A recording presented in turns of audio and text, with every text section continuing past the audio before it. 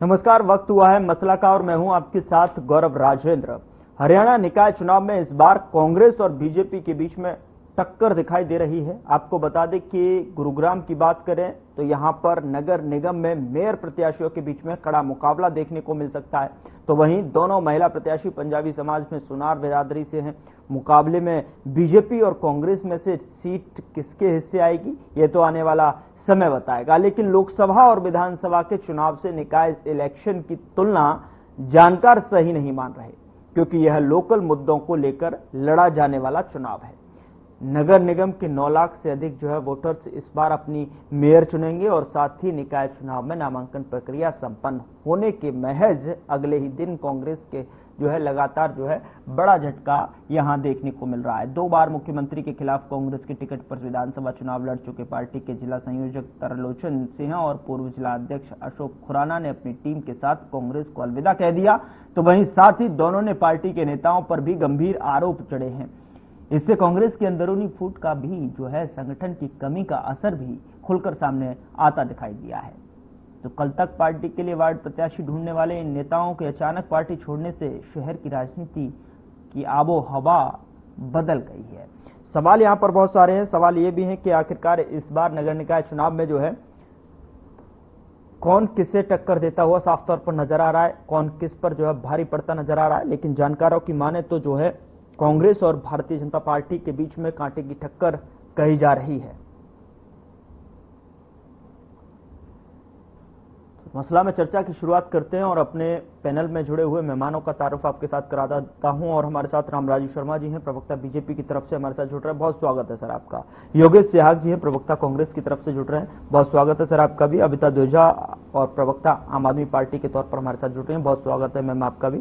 शुरुआत शर्मा जी आपसे करना चाहूंगा। रामराजू जी, जिस तरीके से आपने देखा कि खबर लगातार ये है और लगातार जब धरातल पर भी हम चर्चा करते हैं तो समझ में आ रहा है कि भाजपा और कांग्रेस के बीच में कांटे की टक्कर है। लेकिन कांटे की टक्कर के बीच में कांग्रेस के कुछ साथी दल बदलते हुए भी नजर आ रहे हैं। तो ऐसे में अगर समीकरण धरातल से देखने को मिले तो किस तरीके का मुकाबला इस बार देखने को मिल सकता है? देखो, मैं आपको बताना चाहूंगा, सबसे पहले तो मैं हमारे प्रदेश की जनता की तरफ से, सत्ती बिरादरी की जनता की तरफ से, हमारे हरियाणा की बेटी, हमारी बहन, हमारे जींद जिले के जुलाना कस्बे के नंदगढ़ गांव में जन्मी हमारी बहन, क्योंकि मैं भी जुलाना से संबंध रखता हूं और दिल्ली की मुख्यमंत्री बनी है। मैं उनको प्रदेश की छत्ती बिरादरी की जनता की तरफ से हार्दिक बधाई एवं शुभकामनाएं देता हूं। मैं आपको बताना चाहूंगा, ये भाजपा में संभव है। एक साधारण सा कार्यकर्ता अपनी मेहनत से प्रदेश का मुख्यमंत्री बन सकता है, हमारा प्रधानमंत्री बन सकता है, एक किसान का बेटा, मजदूर का बेटा, एक व्यापारी का बेटा, एक हमारा मुख्यमंत्री बन सकता है, दिल्ली का मुख्यमंत्री बन सकता है, अन्य जगह का मुख्यमंत्री बन सकता है, हमारे देश का प्रधानमंत्री बन सकता है, एक आदिवासी महिला हमारे देश की राष्ट्रपति बन सकती है। ये भाजपा में संभव है और आदरणीय मोदी जी ने ये सिद्ध भी कर दिया है। जिस तरह से हमारी बहन रेखा गुप्ता के सिर पर हाथ रखा, उनको मुख्यमंत्री दिल्ली का बनाया गया। मैं समझता हूं ये अपना आप में मैसेज है और ये महिला सशक्तिकरण में, महिलाओं के उत्थान में, महिलाओं को और ज्यादा शक्ति देने में ये बहुत ही बड़ा ऐतिहासिक कदम है।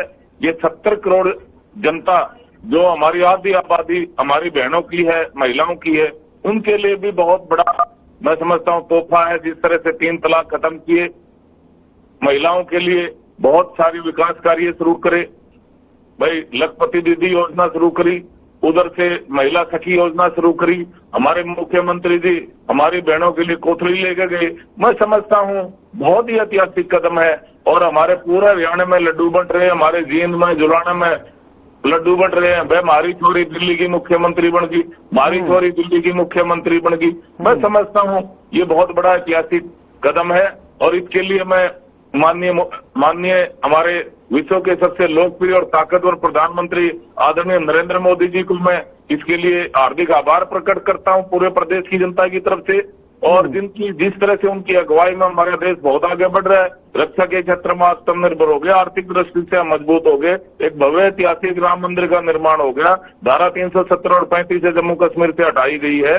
और मैं हमारे चाणक्य को भी मैं इस बात के लिए आभार प्रकट करता हूं, जिस तरह से उनकी चाणक्य नीति दिल्ली में काम आई। प्रसिद्ध रणनीतिकार हैं, सरदार पटेल के बाद में सबसे मजबूत गृह मंत्री के रूप में जाने जाते हैं। आदरणीय अमित शाह जी का भी मैं इस बात के लिए आभार प्रकट करता हूं।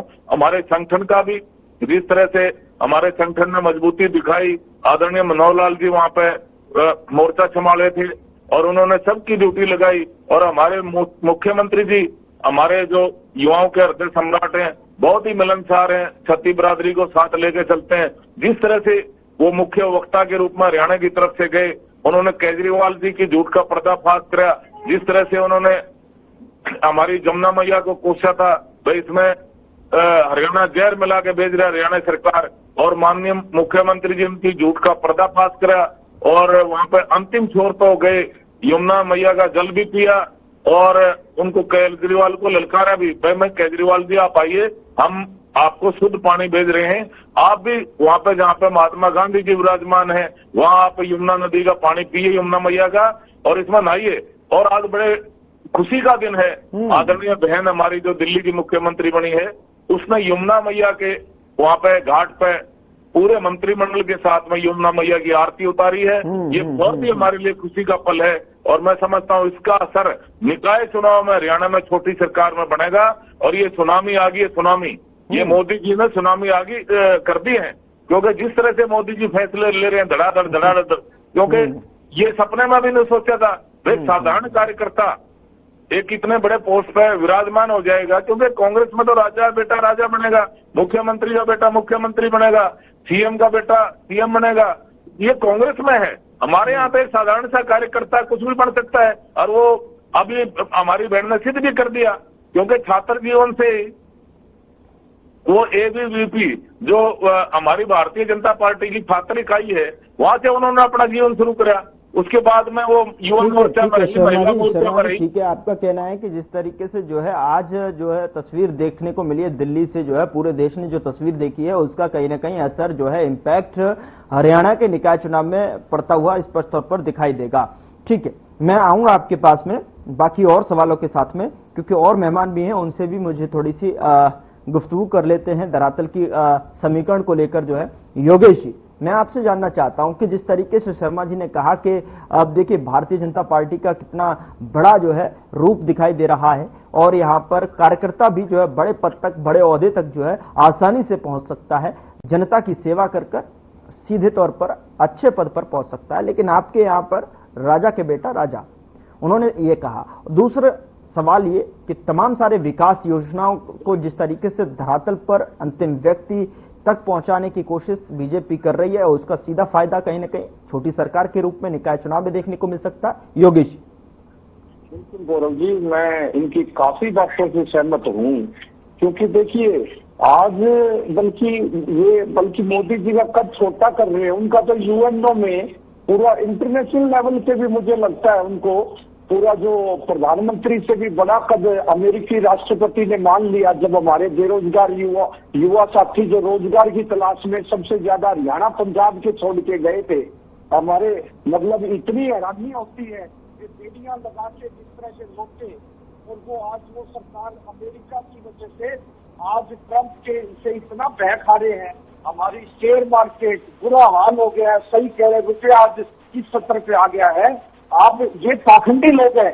ये मैं एक बात और बताता हूँ, ये धर्म और जाति के नाम पे पाखंड फैलाते हैं। और आप देखिए इनके जो नगर निकाय के चुनाव में लिस्ट जारी हुई, उसमें इन्होंने, मुझे तो हैरानी हुई कि ये देखिए एक एक की जाति का नाम लिख रहे हैं, और उसी जाति की वजह से, क्योंकि परवेश वर्मा जमीन से जुड़ा हुआ नेता था और उसको इन्होंने इग्नोर कर दिया। किसान नेता था, केजरीवाल जी को हरा के आया था क्योंकि उसकी जाति किसान थी, वो कमेरा वर्ग से आता था। वे हरियाणा में इन्होंने जो जिस तरह का माहौल किया, किसान वर्सेस जो पूंजीपतियों का जो माहौल किया, जाट गैर जाट, तो ये किस तरह से जाट को मुख्यमंत्री बना सकते थे? मुझे इनका उद्देश्य स्पष्ट नजर आता है। ये एक किसान विरोधी पार्टी है, पाखंडी पार्टी है, और आप देखिए इतनी बड़ी बात कर रहे हैं, 50 साल से उनका, ठीक है, यूं तो सभी लोग दिल्ली में माइग्रेटेड है, यूपी, हरियाणा, पंजाब, सभी लोग ही तो वहां से गए हुए हैं काम की तलाश में, किसी का रोजगार के लिए वहां बस गए। अब आप देखिए, मैं गौरव जी, मैंने इनकी बातों को भी बहुत, जो इनकी जो धार्मिक प्रवचन थे उनको बहुत सुना। आप देखिए गौरव जी, आज जो दिल्ली की मुख्यमंत्री रेखा गुप्ता जी, ऐसा क्या कारण हुआ उन्हें अपने ट्वीट डिलीट करने पड़ रहे हैं? आप देखिए कैसे कैसे उन्होंने ट्वीट किए हुए हैं। ये हिंदुस्तान बोल नहीं सकता, डिलीट करने से आपके ट्वीट ये नहीं है कि हिंदुस्तान बोल देगा। आपने कितनी अभद्र भाषा प्रयोग की हुई है। क्या यही मुख्यमंत्री पद था? क्या आपको सिर्फ वही महिला मिली जो किसान नेता था? कोई और क्या आपकी पार्टी में कैलिबर नहीं था? तो दूसरी बात पे मैं आता हूँ, योगी जी, यहाँ सवाल ये भी बनता है कि देखिए, जिसको शपथ लेनी थी शपथ हो गई और कार्यभार भी संभाल लिया, जो तस्वीर देखनी थी देश ने देख ली, जो चुनाव होना था दिल्ली चुनाव निपट गया। लेकिन प्रवेश वर्मा को, मैं इनके मंत्री की बात बता रहा हूँ, हरियाणा के एक मंत्री होते थे, प्रवेश वर्मा के रिश्तेदार है वो, उन्होंने मंत्री होते हुए मेरे सामने ये बात कबूली हुई है कि मैं जाट जाति से हूँ, इसलिए मुझे भाजपा में परेशान किया जा रहा है। तो ये वो पार्टी है। अरे सर, मैं तो आप ही की पार्टी की बात समझने की कोशिश कर रहा हूँ, आप दूसरी ही गाथा जो है यहाँ पर गाते नजर आ रहे हैं। आपकी पार्टी का संगठन जो है आजकल लगातार जो है बीजेपी की तरह जो है क्यों बहता हुआ नजर आ रहा है? क्यों संगठन जो है, क्या गौरव जी, आपकी पार्टी के संगठन के लोग जो है बीजेपी ज्वाइन करने की तस्वीर दिखा रहे हैं?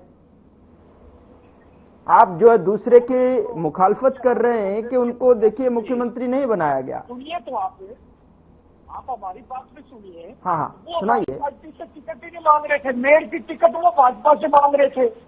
ये तो मुख्यमंत्री जी के इन्होंने टिकट नहीं दी, अब उनको लोभ लालच दे दिया, अच्छा डर भय दिखा दिया।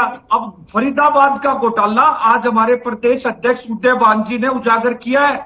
ईडब्ल्यूएस के प्लाट लेके, और आप देखिए 12 करोड़ उनकी संपत्ति है, उन्होंने भाजपा के पार्षद के उम्मीदवार ने एफिडेविट में दिया है। तो ये अरबों रुपए का जो घोटाला है, रिएक्शन देंगे, ये आप जवाब देखिए, देंगे, फिर अभिता जी में नगर निगम के घोटाले छोटा सा मुद्दा असली जो है, ये देखो मैं आपको बताना चाहूंगा, हम उसको रोजगार विकास की बात करते हैं। मेरा भाई है कांग्रेस का प्रवक्ता, पूरा हरियाणा तो आज खुशी मना रहा है। हमारे हरियाणा की छोरी दिल्ली की मुख्यमंत्री बन गई। पूरा हरियाणा की छत्ती बरादरी इस बात की खुशी मना रही है और ये विरोध कर रहा है। इसको यहाँ भी जाट नजर आ रहा है। अरे मेरे भाई, हमारी तो छत्ती बरादरी की पार्टी है, हमारे लिए तो सारी जातियां बराबर हैं। हम जाति पाति में विश्वास नहीं करते, हम राष्ट्रवादी है, राष्ट्रवादी, हम जातिवादी नहीं है। जातिवादी तो आपकी पार्टी है, आपकी पार्टी है जातिवादी। वो आपने जब 20,000 के फार्म भरवाए थे वहां भी जाति पाति बढ़ती थी। हमारे यहाँ ऐसा नहीं है।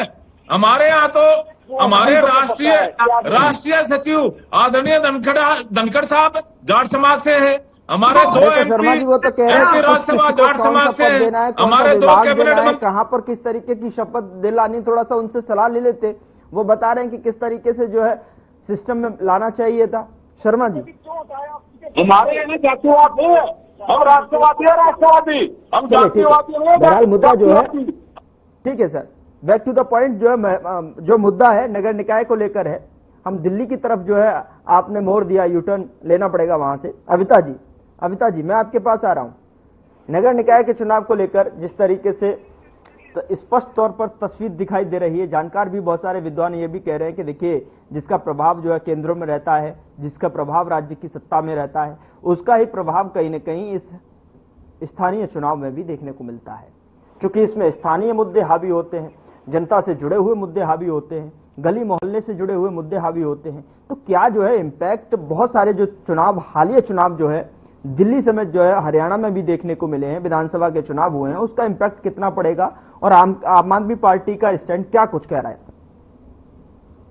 देखिए, सबसे पहले तो गुरु जी आपके चैनल के माध्यम से आपको, आपके सभी दर्शकों को और जितने भी भाई साथी प्रवक्ता है उन सभी को नमस्कार। देखिए, अभी भी आपको पता है जैसे गुजरात में अभी जैसे चुनाव चुनाव हुआ तो वहाँ से आम आदमी पार्टी का पार्षद जीत कर आया, ऐसे छत्तीसगढ़ में।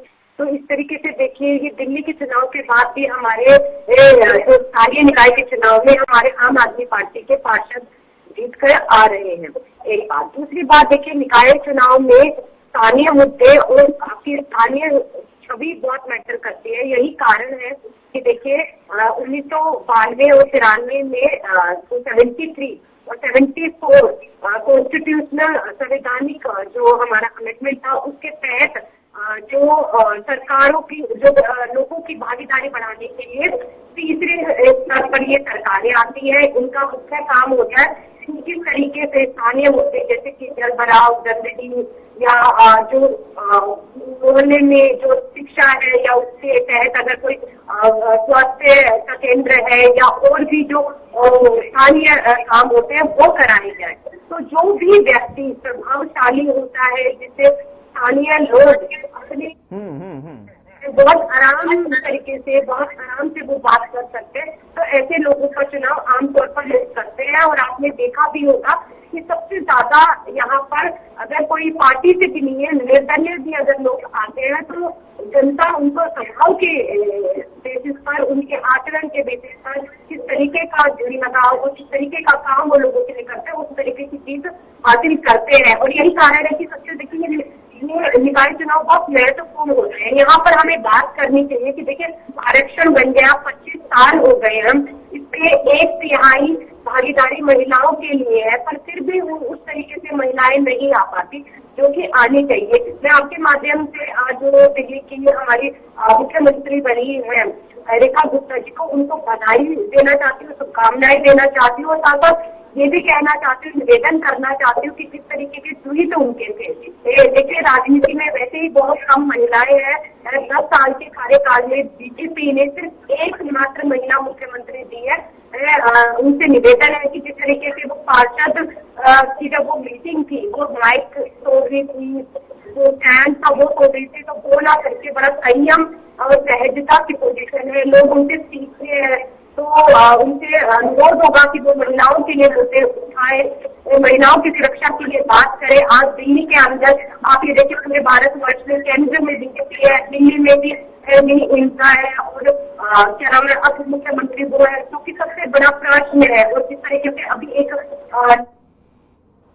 आ रही है कि गुजरात में राजकोट में जो महिलाएं हैं जो प्रेगनेंसी के टाइम बच्चे को डिलीवरी देते हैं, उस तरीके की जो वीडियो बना करके एक रैकेट सामने आए, इस तरीके की चीजें देखिए। और एक तिलक नगर में 7 साल के बच्चे, और ऐसे ना जाने कितने ही जो की कांड होते रहते हैं। आप ये देखिए हरियाणा के अंदर जो बीजेपी के अध्यक्ष है तो सोनी कांड में आज कोई सुनवाई हो रही थी।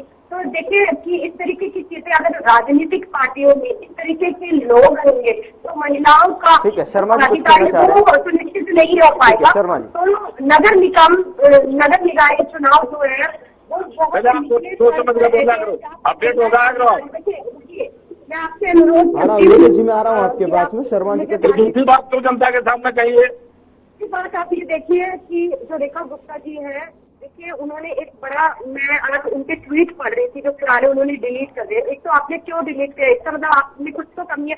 उन्होंने एक ट्वीट किया हुआ था कि तू करके ऐसे बात, और चलो ठीक है वो भी, बट लेकिन उन्होंने कहा था कि तुम्हें तुम्हारी माँ की कोख में भेज दिया जाएगा अरविंद केजरीवाल जी को। देखिए पहली बात, अगर ऐसी भाषा कोई पुरुष इस्तेमाल करता है या महिला इस्तेमाल करती है वो बिल्कुल निंदनीय है। शर्मा जी कुछ कहना चाह रहे हैं? शर्मा जी अरे पूरे हरियाणा को कलंकित कर दिया। ये हरियाणा सरकार यमुना माता में जहर मिला के बोल रही, घोल खा के बेच रही है। यमुना में जहर मिलाने वाली बात, यमुना में जहर मिलाने वाली बात बढ़िया थी क्या जो केजरीवाल ने बोली थी? पूरा हरियाणा की जनता को कलंकित कर दिया उसने। आप ये देखिए कि कितनी पाखंडी पार्टी है कि देखिए नो डाउट ठीक है। योगी जी छोटा सा रिएक्शन। हरियाणा सरकार जहर मिला के बेच रही है, वहाँ पे दिल्ली को जहर का पानी बेच रही है। योगी जी क्या कहना चाह रहे हैं? मिला के बेच रही है, ये बात बढ़िया थी। ठीक है योगी जी। केजरीवाल जी ने गलत बिल्कुल अगर बात बोली है। हमने ये कहा था कि इस मुद्दे को 5 तारीख को बाद दोनों पार्टियां भूल जाएगी, उसकी जांच करवा के फिर उन पे कार्रवाई करें। अगर उन्होंने इतनी बड़ी बात बोली बिना तथ्य के, तो भारतीय जनता पार्टी गृह मंत्रालय, क्योंकि दिल्ली जो गवर्नमेंट थी, गृह मंत्रालय, होम मिनिस्ट्री, किस पर आप कार्रवाई कराने की बात कर रहे हैं साहब? हाँ जी, क्या कहना चाह रहे हैं आप? स्पष्ट तौर पर कहें। मैं ये कह रहा हूँ केजरीवाल जी ने जो यमुना में जहर मिलाने की बात कही वो झूठी थी। अगर वो झूठी थी, सरकार ने क्या कार्रवाई की उनके खिलाफ? FIR दिल्ली में क्या एक्शन लिया? और क्या उसकी जांच सिर्फ ये इन्होंने मुद्दे से ध्यान हटाना था दोनों वहाँ पे पल्ला गांव में गए, वहाँ पानी पिया यमुना का और केजरीवाल को ललकारा, आजा भाई केजरीवाल ये पानी भेज रहे हैं, इसे चेक कर ले, और तुम भी वहाँ पे जाकर राजघाट पे पानी पी जहाँ से यमुना भैया गुजरती है, और इस पानी में नहा के दिखा दे, नहीं तो हरियाणा और दिल्ली की देवतुल्य जनता जनार्दन माफी मांग ले और उसकी झूठ का पर्दाफाश करे माननीय मुख्यमंत्री जी ने, और दिल्ली की जनता ने उसको झूठ का जवाब भी दे दिया। और आज यमुना मैया के ऊपर पूरा मंत्रिमंडल यमुना मैया के घाट पर जनता जो है जवाब देने वाली है। इससे बढ़िया बात और क्या हो सकती है?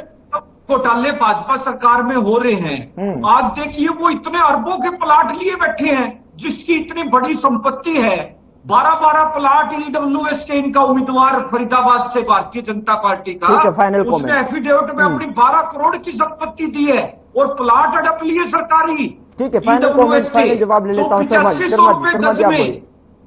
शर्मा जी देखो, जिस तरह से कांग्रेस वाले भाई ने हमारे हरियाणा की बेटी का विरोध किया है, वहां भी इसको जातिवादी मानसिकता नजर आ रही है, वहां भी इसकी जातिवादी मानसिकता उजागर हुई है। अरे मेरे भाई हरियाणा की बेटी है, पूरे हरियाणा लाडू बांट रहे हैं। सरदार जो है नगर निकाय चुनाव में होगा हरियाणा में, मैं जानना चाह रहा हूं, आप लोग जो है दिल्ली के ऊपर जो है रेखा राज पर बात कर रहे हैं, सरकार पर। भी एक साधारण कार्यकर्ता हमारे देश का प्रधानमंत्री बन सकता है, एक आदिवासी महिला हमारे देश का अपने संगठन में देखने के बजाय उनको जो है की बेटी ज्ञान की पोथी यहाँ पर पढ़ा रहे हैं साहब। दिल्ली की मुख्यमंत्री बन रही है, आपने तो उसको बधाई देना चाहिए। आप उसका विरोध कर रहे हो, ये प्रदेश की जनता देख रही है, इससे आपकी जातिवादी मानसिकता उजागर होती है, हर जगह आपको जातिवाद नजर आता है। ठीक है, मेरे भाई राष्ट्रवादी है, राष्ट्रवादी। योगेश जी उन्हीं को नोटिस दे दिया। चलिए ठीक है, समय मुझे इससे ज्यादा आगे बढ़ने की इजाजत नहीं दे रहा है, माफी के साथ जो है योगेश जी, रामराजी जी, अविता जी, बहुत बहुत शुक्रिया हमारे साथ चर्चा में शामिल होने के लिए। लेकिन असल मसला ये है कि हरियाणा में निकायकरण जिस तरीके से सज चुका है, सभी पार्टियां अपना दमखम दिखाती नजर आ रही हैं, और इसमें सवाल सबसे बड़ा यह है कि जनता छोटी सरकार के रूप में किसे चुनने जा रही है, किसे अपना मत यहां पर देगी, और किसकी ये क्या जिस तरीके से भारतीय जनता पार्टी दावे ठोक रही है कि ट्रिपल इंजन की सरकार एक बार फिर से हरियाणा में देखने को मिलेगी, वो किस ओर जो है यहां पर जनता अपना मत देती नजर आएगी, ये देखने वाली बात होगी। फिलहाल मसला में इतना ही, नमस्कार।